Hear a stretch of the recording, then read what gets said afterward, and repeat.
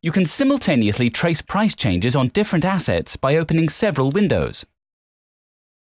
Also, you can look into the trend of a single asset by opening the same asset several times and entering various scale parameters or candlestick times for each window.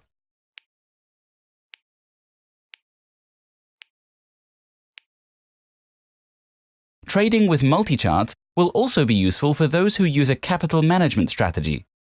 With information on various funding arrangements, you will no longer need to change it manually each time.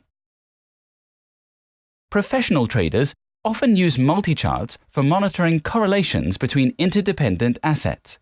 For example, the Norwegian krone is a commodity currency, and its price depends on oil prices and Brent oil in particular. By opening these two assets simultaneously, you were able to see the relationship between them. Many traders also add a parabolic SAR indicator, which helps them to determine trend change. If indicator knobs are below the chart, it is likely to be ascending, and otherwise to be descending. All this will give you more objective information for making an informed decision. We wish you successful trading on IQ Option.